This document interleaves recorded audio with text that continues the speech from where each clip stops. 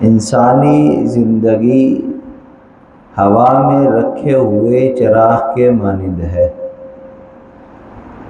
ہوا کا ایک جھونکا آتا ہے، چراغ کو بجھا جاتا ہے۔ بالکل ایسے ہی انسان کی زندگی کا چراغ ٹمٹما رہا ہے، موت کا فرشتہ آتا ہے اور اس کو بجھا دیتا ہے۔ موت ایک ایسی اٹل حقیقت ہے کہ جس کا انکار آج تک کوئی نہیں کر سکا ہے، چاہے وہ کسی مذہب کا ہو، مسلک کا ہو، کسی ملک کا ہو، اللہ کو ماننے والا ہو یا نہ ماننے والا ہو۔ کوئی ایک انسان بھی آج تک ایسا نہیں ہوا کہ جس نے موت کا انکار کیا ہو۔ بادشاہ ہو یا فقیر، غلام ہو یا آقا، امیر ہو یا غریب، عورت ہو یا مرد، ہر ایک پر موت آنی ہے اور ہر ایک کو موت آ کر رہے گی۔ کل نفس ذائقۃ الموت، ہر نفس نے موت کا ذائقہ چکھنا ہے۔ ثم الینا ترجعون، اللہ فرماتے ہیں پھر ہماری طرف ہی تم سب کو لوٹ کر آنا ہے۔ عالم ارواح سے انسان کی روح آئی ہے اور عالم آخرت کی طرف ہی سب کو لوٹ کر چلے جانا ہے۔ اللہ کا حکم ہے، وہ پورا ہو کر رہے گا۔ امام مالک رحمۃ اللہ علیہ وقت کے بہت بڑے محدث گزرے ہیں، اللہ کے ولی ہیں، امام وقت ہیں، عالم ہیں، بہت معتقدین ہیں آپ کے، محبین ہیں آپ کے۔ 17 سال تک مسجد نبوی میں آپ نے درس دیا۔ مسجد نبوی کے محدثین میں سر فہرست ہیں امام مالک رحمۃ اللہ علیہ۔ ایک مرتبہ آپ صلی اللہ علیہ وسلم کی زیارت ہوئی خواب میں، تو اللہ کے محبوب صلی اللہ علیہ وسلم سے گفتگو کرتے ہوئے آپ نے سوال کیا کہ موت کے بارے میں، کہ موت کب آئے گی، اس کے متعلق سوال کیا۔ تو اللہ کے محبوب صلی اللہ علیہ وسلم نے ہاتھ کے اشارے سے یوں 5 انگلیاں ظاہر فرمائیں۔ خواب ختم ہوا، تعبیر میں غور و فکر کیا کہ اس کا کیا مطلب ہے۔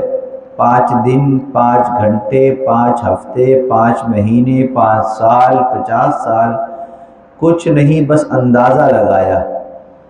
امام محمد ابن سیرین رحمۃ اللہ علیہ جو خوابوں کی تعبیر کے امام ہیں، ان سے کسی نے اس خواب کے بارے میں پوچھا تو آپ نے تعبیر یہ بتلائی کہ اللہ کے محبوب صلی اللہ علیہ وسلم نے خواب میں جو 5 انگلیوں کا اشارہ کیا ہے، اس سے سورۃ لقمان کی ایک آیت کی طرف اشارہ ہے جس میں 5 باتوں کا ذکر ہے، اور وہ آیت کیا ہے؟ ان اللہ عنده علم الساعہ وینزل الغیث ویعلم ما فی الارحام وما تدری نفس ماذا تکسب غدا وما تدری نفس بأی ارض تموت، کہ 5 چیزوں کا علم اللہ تعالیٰ کو ہے۔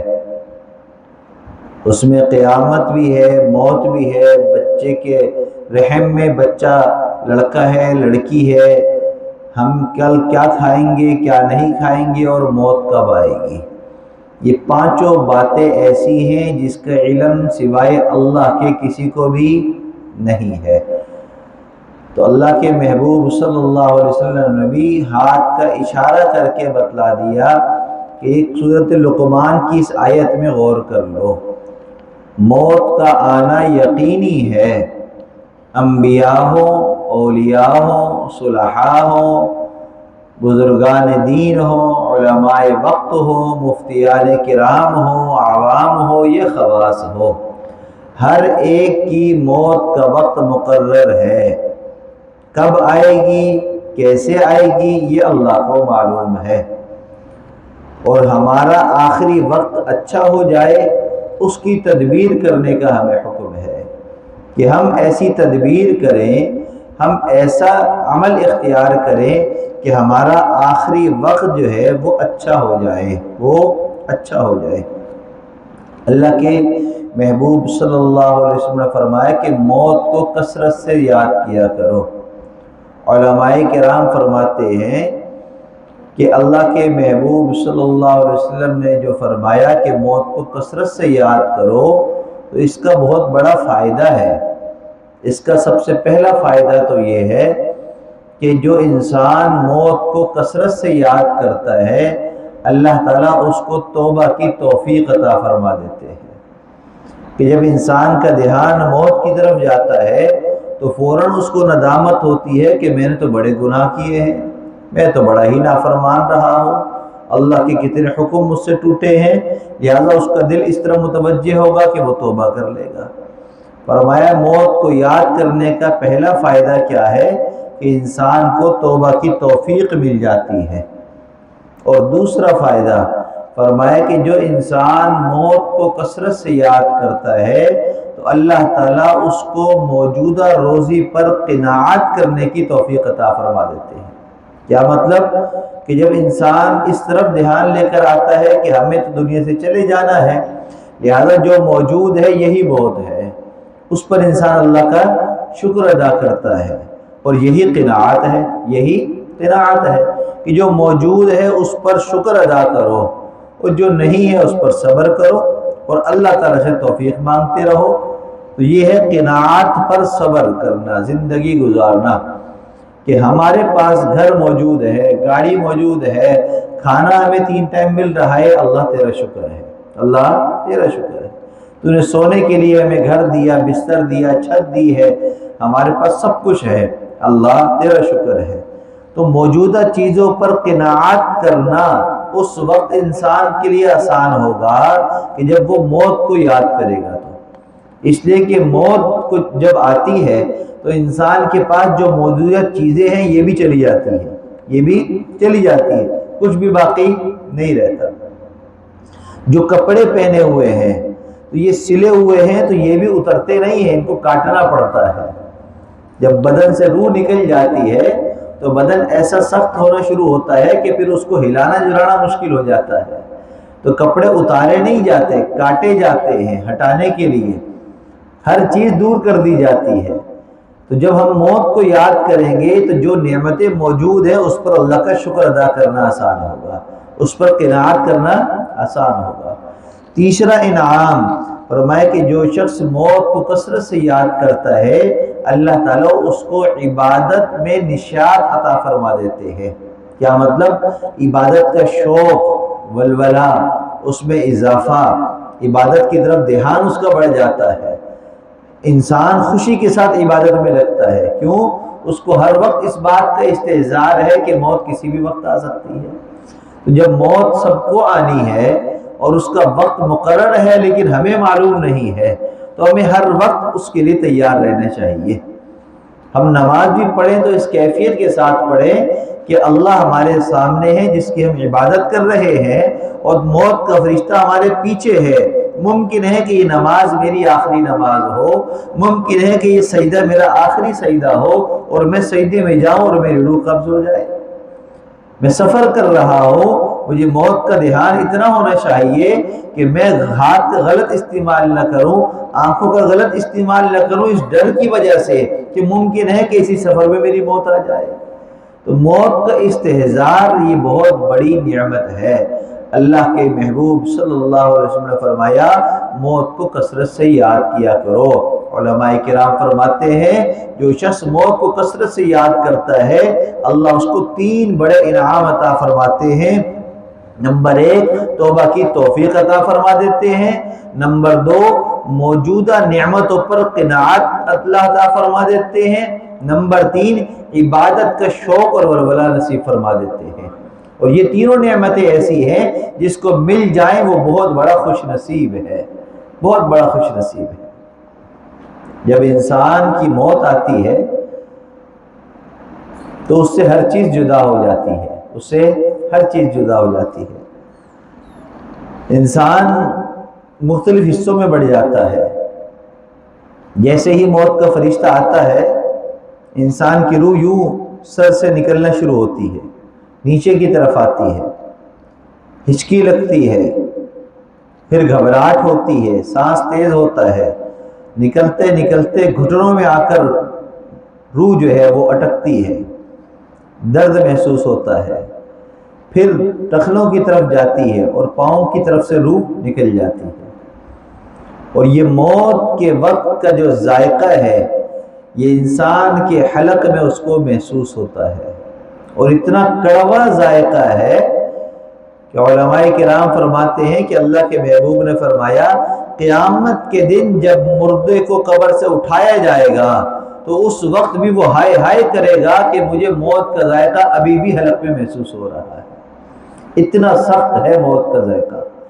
جیسے بعض مرتبہ ہم زیادہ کھا لیں تو بدہضمی ہوتی ہے، ایک دم ابکائی آتی ہے تو گلا کھٹا ہو جاتا ہے، کیسی کڑواہٹ محسوس ہوتی ہے، حالانکہ وہ ہمارا کھایا ہوا کھانا ہے جو ہم نے بڑی لذت کے ساتھ کھایا ہے، مزے لے کر کھایا ہے، جب وہ واپس پلٹتا ہے تو گلے کو جلا کر رکھ دیتا ہے۔ تو موت کا ذائقہ اس سے بھی کئی گنا زیادہ کھٹا اور سخت کڑوا ہوتا ہے، جو گلے کے اندر محسوس ہوتا ہے۔ جبھی بعض لوگوں کو دیکھا کہ موت کے وقت آنکھیں یوں کھل جاتی ہیں، پریشان ہو جاتے ہیں، وجہ کیا ہے؟ وہ کڑواہٹ جس کو جتنی زیادہ محسوس ہوتی ہے اتنا زیادہ وہ پریشان ہو جاتا ہے۔ تو موت جب آتی ہے تو انسان حصوں میں بڑھ جاتا ہے۔ سب سے پہلا حصہ انسان کے بدن میں اس کی روح ہے، وہ روح نکل کر فرشتے لے جاتے ہیں، ملک الموت اس کی روح لے جاتے ہیں۔ پھر اس مردے کو انسان جو ہے وہ قبر میں رکھتا ہے تو اس کے بدن ہے مٹی جو ہے، یہ اس کے جو ہڈیاں ہیں، ہڈیاں اس کے بدن کی ہڈیاں یہ مٹی کھاتی ہیں، جو بدن کا گوشت ہے یہ کیڑے مکوڑے کھاتے ہیں، اور انسان کا جو مال ہے اس کے وارث لے جاتے ہیں۔ پانچویں چیز ایک بچ جاتی ہے، وہ انسان کی نیکیاں۔ اور نیکیاں کون لے کے جاتا ہے؟ حقدار اور قرض خواہ۔ آپ نے کسی سے قرض لیا، ادا نہیں کیا، آپ کی قیامت کے دن نیکیاں دی جائیں گے اس کو۔ آپ نے زندگی کے اندر کسی کا حق مار دیا، پڑوسی کا حق مارا، راستے میں چلنے والے کا حق مار دیا، رشتہ داروں کی حق تلفیاں کر دی، اور کہیں جھگڑا ہو گیا آپ نے زیادتی کر دی، آپ نے اپنے ماتحتوں پر ظلم کر دیا، میاں بیوی نے آپس میں ایک دوسرے کی حق تلفی کر دی، اولاد نے والدین کی نافرمانی کر کے حق تلفی کر دی، والدین نے اولاد کی تربیت نہ کر کے اللہ کے ہاں مجرم بنے، یہ حق تلفیاں ہیں ساری۔ تو جو حق تلفی ہم نے کی ہے دنیا کے اندر، اگر دنیا کے اندر اس کی تلافی نہ کی، اگر جا کر معافی نہ مانگ لی، جس سے جو لین دین ہے وہ کلیئر نہ کر لیا، تو قیامت کے دن نیکیوں کے ذریعے وہ پورا کیا جائے گا۔ تو سب سے پہلی چیز روح ہے، وہ ملک الموت لے جائیں گے، مال ہے وارث لے جائیں گے، گوشت ہے کیڑے مکوڑے کھا جائیں گے، ہڈیاں ہیں وہ مٹی کھا جائے گی، ایک چیز نیکیاں بچتی ہیں، وہ بھی حقدار اور قرض خواہ لے جائیں گے، تو ہمارے پاس کیا بچے گا؟ انسان کے مر جانے کے بعد جب اس کو قبر میں رکھ دیا جاتا ہے تو تین چیزیں ہیں جو اس کے کام آتی ہیں۔ ایک نیک اولاد، کہ اولاد کو نیک بنایا، نمازی بنایا، قرآن پڑھنے والا بنایا، روزہ دار بنایا، دوسروں کی حق کی ادائیگی کرنے والا اولاد کو بنایا۔ تو نیک اولاد جتنی نیکیاں کرتی ہے اولاد کو اس کا ثواب ملتا رہتا ہے، والدین کو اس کا ثواب ملتا رہتا ہے۔ والدین قبر میں پڑے ہیں یا اولاد نماز پڑھ رہی ہے، صدقہ کر رہی ہے، لوگوں سے خندہ پیشانی سے خوش اخلاقی سے بات کر رہی ہے، ہر نیکی کا ثواب اولاد کی والدین کو قبر میں ملتا رہتا ہے۔ دوسرا عمل جو قبر والے کو فائدہ پہنچاتا ہے، وہ اس کا زندگی کے اندر مال کا خرچ کرنا، نیکیاں کرنا، صدقہ جاریہ کرنا۔ آپ نے مال خرچ ایسی جگہ کیا جہاں پر ثواب کا کام ہو رہا ہے، مسجد ہے تعمیر ہو رہی ہے، مدرسہ ہے جہاں پر قال اللہ قال رسول قرآن پڑھایا جا رہا ہے، بچوں کو کھلایا، مدرسے پہ خرچ کیا، مسجد میں خرچ کیا، ایسا کنواں کھدوا دیا جس کا پانی لوگوں کو ملے چلے جا رہا ہے، بند نہیں ہو رہا ہے۔ آپ نے ایسی سبیل بنوا دی، کوئی ایسا رفاہی کام کر دی جس سے لوگوں کو مستقل فائدہ ہو رہا ہے، تو جب تک فائدہ چلتا رہے گا آپ کا ثواب قبر میں چلتا رہے گا۔ اور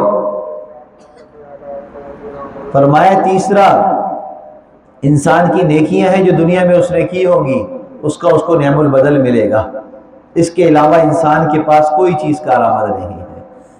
تو ہم اپنی زندگی کے اندر نیکیاں کر کے جائیں، اپنی اولاد کو ہم نیک بنا کر جائیں، لوگوں کے حق کو ادا کر کے جائیں۔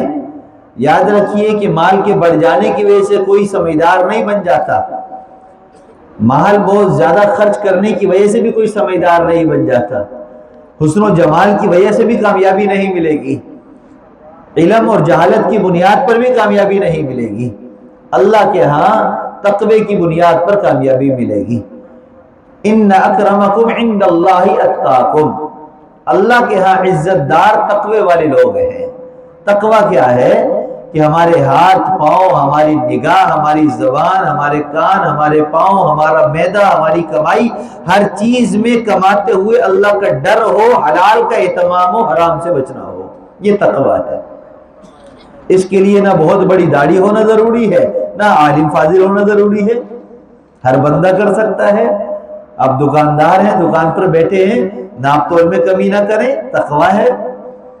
آپ پیسے کے لین دین میں گڑبڑ نہ کریں، تقوی ہے۔ آپ آنے والوں سے خوش اخلاقی سے بات کریں، یہ تقوی ہے۔ آپ گالی گلوچ نہ کریں، تقوی ہے۔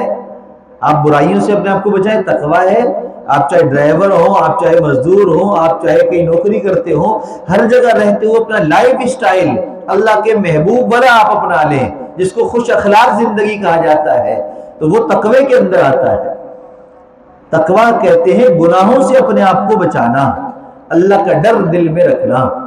ہینڈ فری کان میں لگی ہے، کیا چل رہا ہے یہ آپ کو پتا ہے، یہ اللہ کو پتا ہے۔ بعض مرتبہ ایسا ہوتا ہے ہینڈ فری لگائی ہوئی ہے لیکن اس کا تار ہل گیا، یا آج کل جو ہے وہ بلوٹوتھ والی ہینڈ فری آتی ہے، ایک کان میں لگائی ہوئی ہے، ایک رکھی ہوئی ہے، آپ کو نہیں پتا کہ آپ جو چلا رہے ہو وہ کوئی اور بھی سن رہا ہے، کسی اور کے کان میں بھی ایک پیس لگا ہوا ہے، یا آپ کی ہینڈ فری ہل گئی، آپ کو محسوس ہی نہیں ہوا، وہ آواز آنے لگی ہے۔ لیکن ایک بات بتلائیے، کبھی ایسا ہو جائے تو موقع اور ماحول کو دیکھ کر شرمندگی ہوتی ہے، جو میں سن رہا تھا وہ اس نے بھی سن لیا، اس کو پتہ چل گیا میرے موبائل میں کیا چل رہا تھا، کیونکہ آواز آ گئی اس میں سے، تو ہمیں ایک لمحے کے لیے شرمندگی ہوتی ہے، ہم فوراً ہینڈ فری سیٹ کرتے ہیں، کیوں پتہ چل گیا میرا راز۔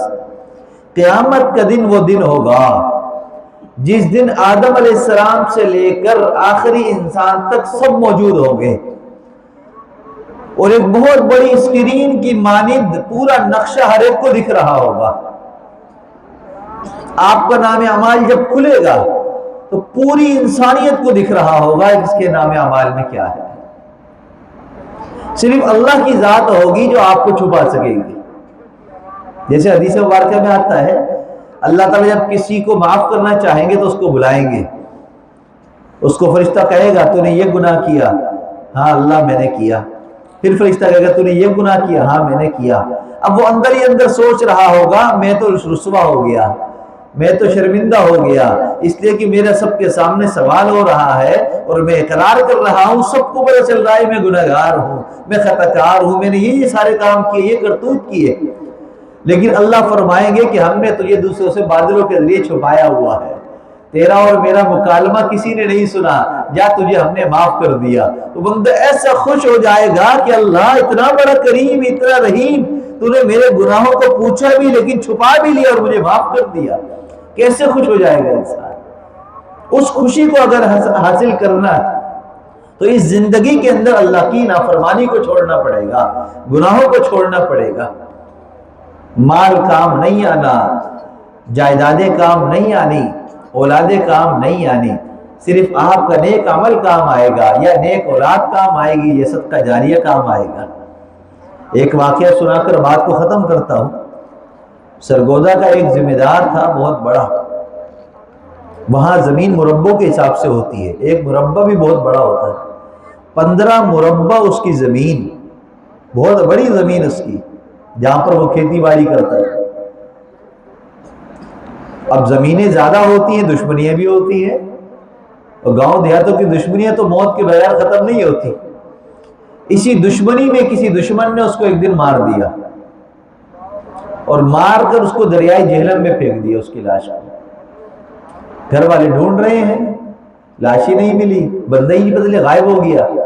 اس کی لاش دریا سے بہتی ہوئی نہر میں آ گئی۔ نہر میں آئی تو وہاں پر لوگوں نے دیکھا لاش ہے، پھر جو ہے وہ آئے حکومت کے کارندے، انہوں نے لاش نکالی، مردہ خانہ لے گئے۔ ایک گاؤں کے اندر اس کی لاش لائی گئی پہچان کے لیے، کوئی نہیں پہچان سکا۔ کہا کہ جس جگہ سے نکلی اس کے ارد گرد تمام گاؤں میں اعلان ہوئے، کہیں لاش کا پتہ نہیں چلا کہ یہ کس کی ہے۔ لہٰذا اس کہا گیا کہ یہ لاوارث لاش ہے، اس کو دفنا دو۔ اب مسجد سے اعلان ہوا کہ ایک لاوارث میت ہے، اس کا کوئی ولی وارث کا نہیں پتہ ہے، اس کے لیے کفن کا انتظام کرنا ہے۔ 2 روپے کر کے سب سے جمع کیا اس کی کفن کا انتظام کرنے کے لیے، چندہ کیا گیا، اور چندہ کر کے اس کو چندے کی کفن میں اس کو دفنایا۔ اور غیر لوگوں نے اس کا، چند لوگوں نے جن کو جنازہ آتا تھا یا نہیں آتا تھا، نماز آتی تھی یا نہیں آتی تھی، ان لوگوں نے سب نے مل کر اس کی نماز پڑھائی، اس کو دفنا دیا۔ کچھ عرصے کے بعد پتہ چلا کہ وہ جس کو دفنایا تھا وہ تو بڑا زمیندار آدمی تھا، اس کی 2 بیویاں، 4 جوان بیٹے اور اتنی اس کی جائیداد ہے، لیکن جب وہ مرا تو چندے کے کفن میں اس کو دفنایا گیا، لاوارثوں کی طرح اس کی تدفین ہوئی۔ مال، بیوی، بچے، کوئی کام نہیں آنا۔ انسان کی جب موت آئے گی تو یہاں اٹک جائے گی، آنکھیں کھلی کی کھلی رہ جائے گی۔ اگر ہم چاہتے ہیں وہ سختی ہمیں محسوس نہ ہو، تکلیف سے ہم بچ جائیں، تو آج ہی ہم توبہ کر لیں۔ جو انسان توبہ کر لے گا وہ کامیاب ہو جائے گا، اس لیے کہ اللہ کے محبوب نے فرمایا کہ اللہ تعالیٰ کو توبہ اتنی پسند ہے، جو انسان سچے دل سے توبہ کرتا ہے اس کے اللہ پچھلے سارے گناہوں کو معاف فرما دیتے ہیں۔ ابھی پیر کے دن میرے والد صاحب کا انتقال ہوا، اللہ تعالیٰ ان کو غریق رحمت فرمائے۔ نیک نمازی، جب سے میں مدرسے میں آج یہاں ممبر پر جو بیٹھا ہوں، یہ میرے والد صاحب کی محنت ہے، اکیلے والد صاحب کی محنت ہے، کیونکہ ہم بھی اردو اسپیکنگ ہیں، مہاجر ہیں، دہلی کے لوگ ہیں، ہم بھی یہی کراچی کے رہنے والے، ہمارے گھروں میں ماحول نہیں تھا دینداری کا، بریلوی دیوبندی کیا ہوتا ہے کچھ نہیں پتا تھا۔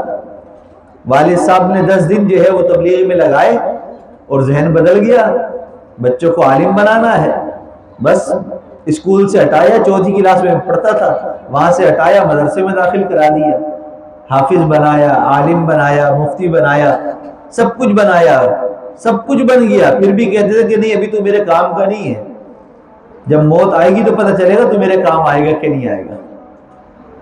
تو یہ والد صاحب کی محنت ہے، صرف والد صاحب کی محنت، باقی سب تو بعد میں آئے ہمیں دعائیں دینے کے لیے، ہمارے پاس آگے بڑے رشتہ دار بھی، غیر بھی، اپنے بھی۔ جب تک ہم کامیاب نہ ہو گئے، جب تک ہم پروسیس کے اندر تھے تو ہم کمتر تھے، لیکن جب کچھ بن گئے تو لوگوں نے بولا یہ تو اچھے رہے، یہ تو اچھے رہے۔ جب انسان عملی طور پر آگے بڑھتا ہے تو دنیا ایسے ہی کرتی ہے۔ اللہ کی ذات سے امید ہے کہ ہمارے جتنے بھی عمل چل رہے ہیں والد صاحب کو اس کا ثواب ملتا رہے گا انشاءاللہ۔ جب ہم حفظ میں تھے، حفظ شروع کیا، ابھی 10 پارے بھی نہیں ہوئے تھے، والدہ کا انتقال ہو گیا۔ یاد ہے جب ہم مدرسے جاتے تھے، والدہ پیار بھی کرتی، الگ سے پیسے بھی دیتی، حلوے کی ٹکیاں بنا کر الگ سے دیا کرتی کہ تاکہ پریشان نہ ہو بچے کو، والدہ کی کمی محسوس نہ ہو۔ پورے ہفتے کی ہمیں راشن ساتھ دیتی کہ یہ کھانا، کل یہ کھانا، پرسوں یہ کھانا۔ پھر جمعرات کو جب گھر آتے تو اسپیشل کھانا بنا ہوا ہوتا کہ میرے بچے جو ہے وہ مدرسے سے آ رہے ہیں۔ ہمارے والدین کی یہ محنت ہے کہ آج ہم یہاں ممبر پر بیٹھے ہیں۔ اب ان کا انتقال ہو گیا ہے، اللہ تعالیٰ ان کی مغفرت فرمائے، اللہ تعالیٰ سب والدین کو نیک بننے کی اور نیک اولاد بنانے کی توفیق عطا فرمائے۔ وآخر دعوانا الحمدللہ رب العالمین۔